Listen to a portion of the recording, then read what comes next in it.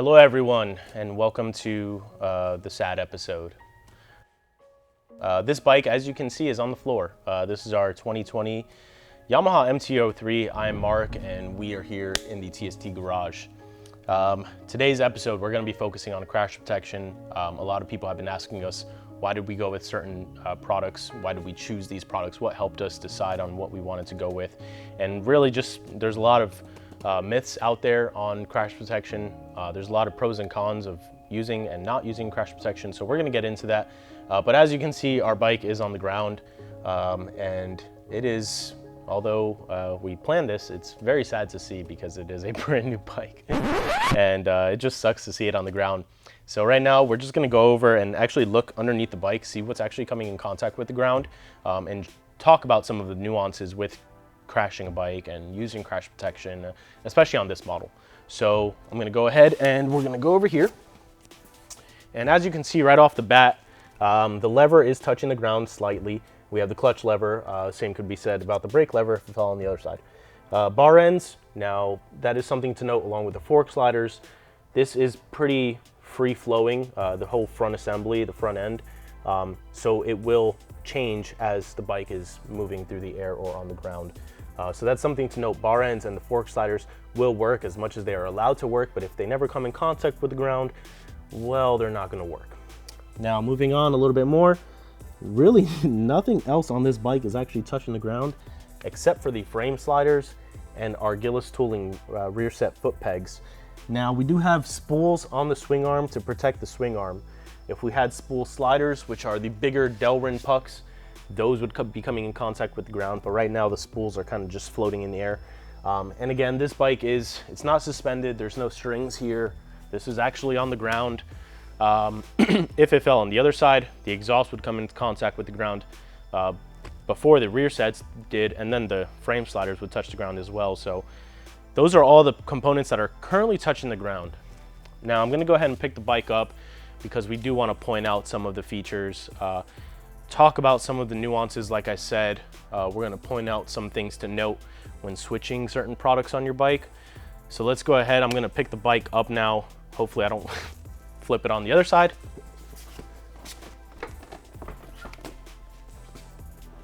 All right. Sorry I had to do that to you.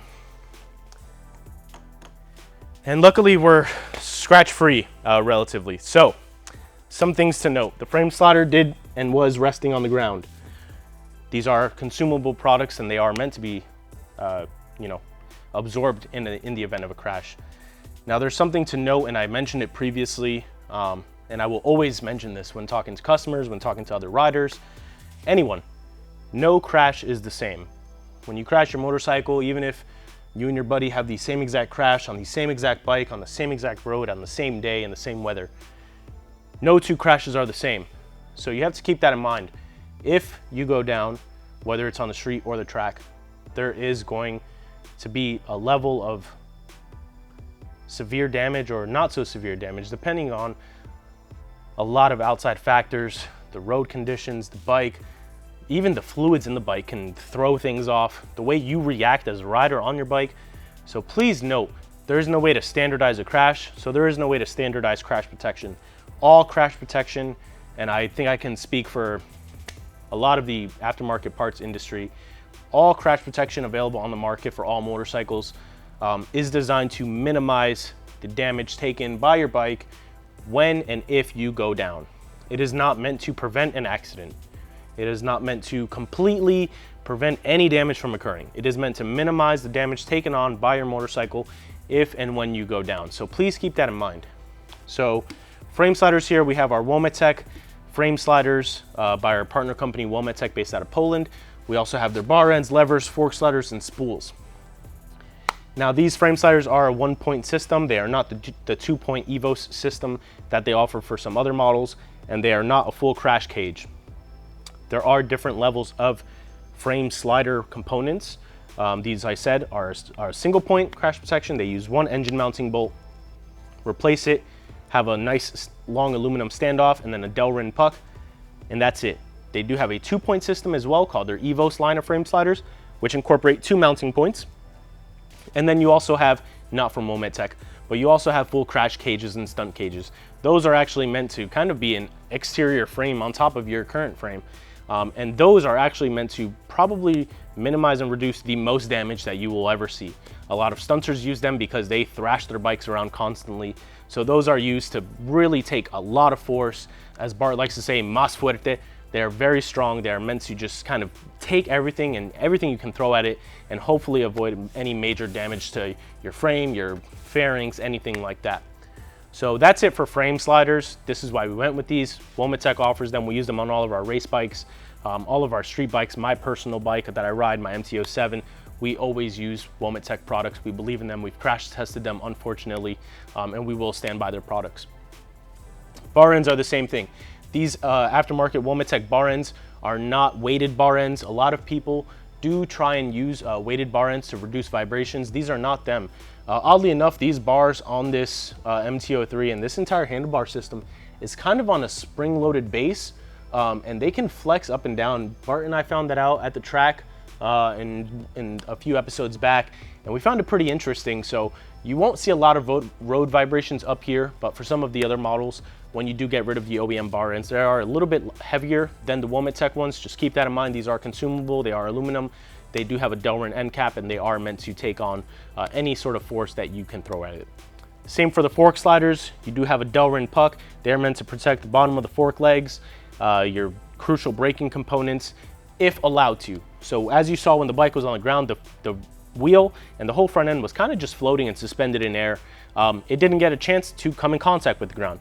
But if it did, as our R1 has a Daytona flipping end over end at 90 miles an hour, when given the opportunity to protect those crucial components on your front forks, they do a pretty damn good job. So we stand by them, we believe them.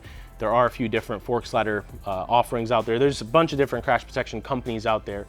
So just do due diligence, pick what is in your budget and what you believe in and what gives you the most versatility. Moving on, we do have our spools on the swing arm. These are the small aluminum spools. They are meant to be a lift point, but will also provide a little bit of crash protection. Now, something to note, as I mentioned, these are the small spools. I'm gonna sit back down on the floor here to give you guys a good idea. These are the aluminum spools. Now, what I have in my hand are Wometex spool sliders. A lot of people may not know, but these are a completely different product and they are much bigger.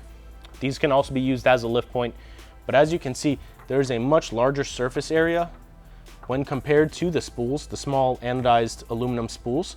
Now, the big thing to know, when the bike was on the ground, I did mention that the rear set foot peg did come in contact with the ground. And unfortunately, you don't really want that. So for a lot of you street riders out there that have this bike and have been watching this build series and think, oh man, those rear sets are really awesome, I would love to get them. Just keep in mind, if you go down, those foot pegs, although they are consumable and you can replace them pretty easily, they will touch the ground. They will touch the surface that you go down on if you go down. So please keep that in mind. And the reason I mention this is because, as you can see, these are the stock ones, and you can ignore the Delrin puck that we put on this. That was for track going. But these rear sets actually have the folding pegs. So if you were to go down and you had your stock rear sets, when you go down, this is just gonna fold in. These are stationary on this particular rear set kit from Gillis Tooling. They will not fold. They will take the hit and they will break off. And they have these tiny little destructive marks, these little notches in them that are meant to break away when you touch the ground. So they do have breakaway marks. These do not. We call them grenade marks. Now, I also want to talk about these rear sets a little bit, and I'm going to stand up here and show you guys. But Gillis Tooling does also offer some of their aftermarket rear sets with foldable pegs. And the reason I mention this is because I know a lot of you street riders out there do like aftermarket rear sets. And I just want to show you, these are the FZ07 MT-07 rear sets by Gillis Tooling. So the same exact company that these rear sets are. And these actually do have a folding peg along with their R1 rear sets. These will fold in and out if you go down. So something to note, as I mentioned, these rear sets, this is a stationary foot peg and they are aftermarket rear sets. The stock rear sets do have the folding pegs. These are also aftermarket rear sets from the same company, and they have the folding peg.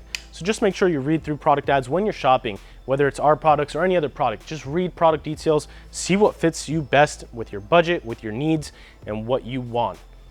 That is the best way to be a good consumer and prevent yourself from having to deal with any returns. So Bart and I will be going to the track. We will be taking this back to the track because as you saw and as I mentioned in previous videos, we did some work to this. We did do the suspension, we did do the rear sets, we did do the front brake lines and the rear brake lines. We did a lot. We did a lot of modifications, and that is going to translate into usable information. So next up, we are eager, we are like itching to get some of this WORX pack stuff installed, the velocity stacks, the airbox, the tune, the exhaust. What else? We have some more Motion Pro products that we are going to install, like a coolant overflow tank. So tomorrow's goal is to take this to the track, really squeeze out of it as much as we did last time, but with the different ergonomics and the different suspension, different braking power. Hopefully we don't crash this bike. We interrupt our program to bring you a special broadcast. And we up. So I'm here today on my day off. I wanted to be honest, we did take it to the track. Things went awry and we did hit the track, literally.